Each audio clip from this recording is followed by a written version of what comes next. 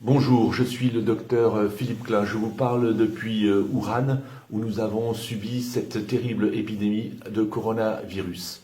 Je dirige dans cette ville une clinique internationale. Cela fait maintenant 2 mois et demi qu'a débuté à Wuhan une épidémie que les autorités scientifiques chinoises ont rapidement imputée à un nouveau virus qu'aucun système immunitaire ne connaît sur la planète, en l'occurrence un nouveau coronavirus.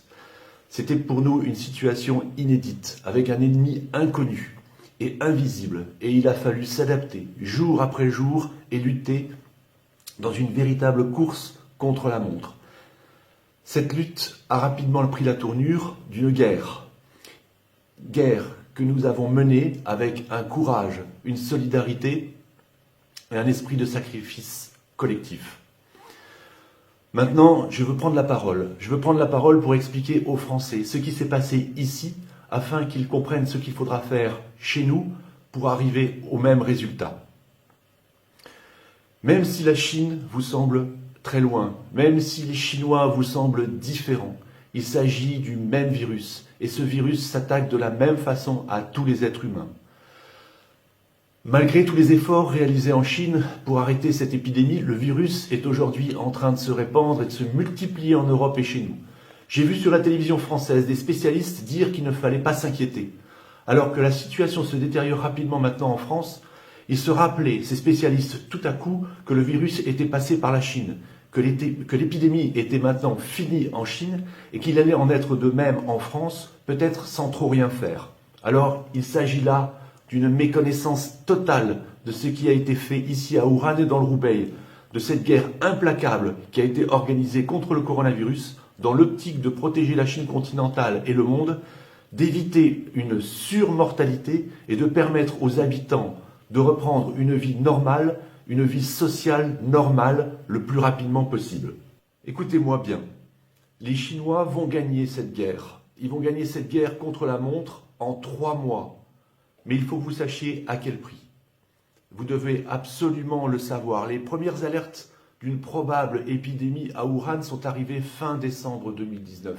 Puis les cas ont augmenté jour après jour pour s'accélérer après que l'on ait eu l'annonce que la transmission pouvait être entre les êtres humains.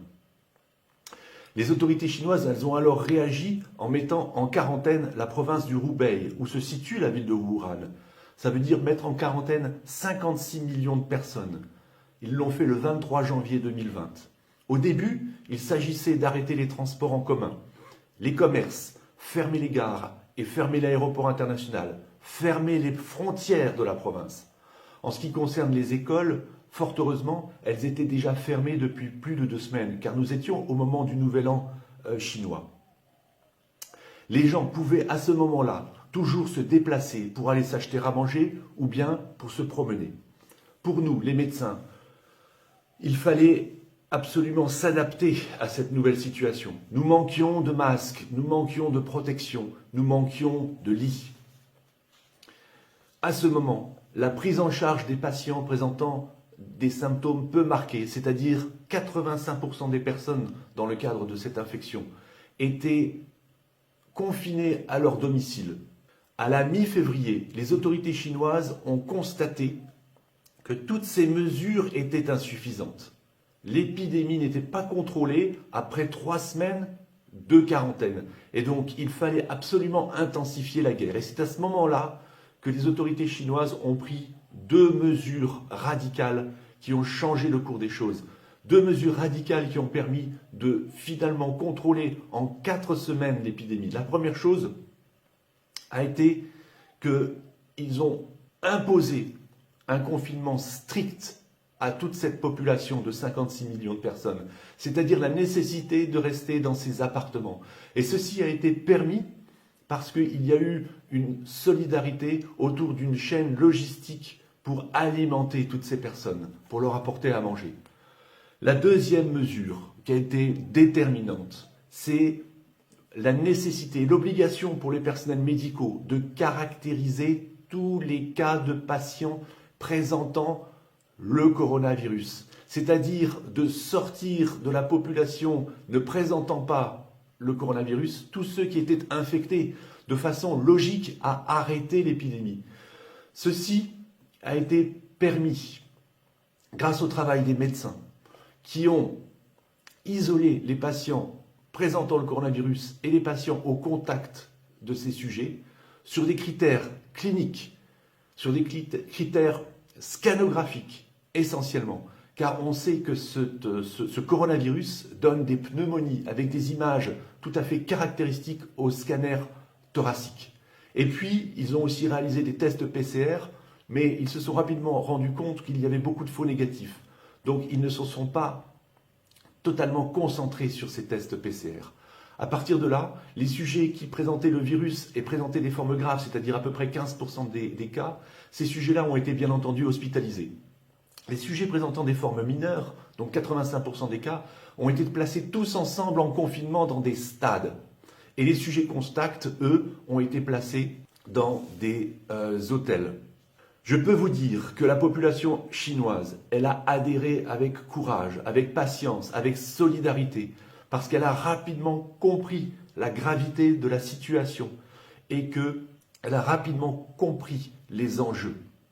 Au prix de ces efforts que je viens de vous décrire et de ces procédures implacables, la Chine va maintenant contrôler l'épidémie sur son territoire en 3 mois, avec entre 4 000 et 5 000 décès, malheureusement, et entre 80 000 et 100 000 cas de personnes infectées.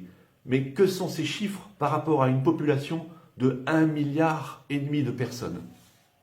Je vous parle ici parce que j'ai la conviction intime, pour l'avoir vécu dans ma chair, avoir vécu toute cette crise sanitaire ici à Wuhan, en Chine, que toute mesure moins performante que celles appliquées en Chine entraîneront un plus grand nombre de morts et des conséquences économiques désastreuses dues à une épidémie plus longue dans le temps. Je vous exhorte donc, vous, Français, à appliquer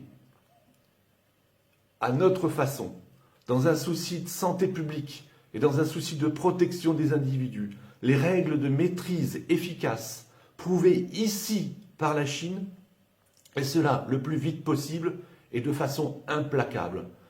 J'ai une pensée énorme pour les patients qui souffrent en France, pour mes collègues médecins et les infirmières, ainsi que pour toute la population. Je vous soutiens de tout mon cœur parce que je suis passé par là.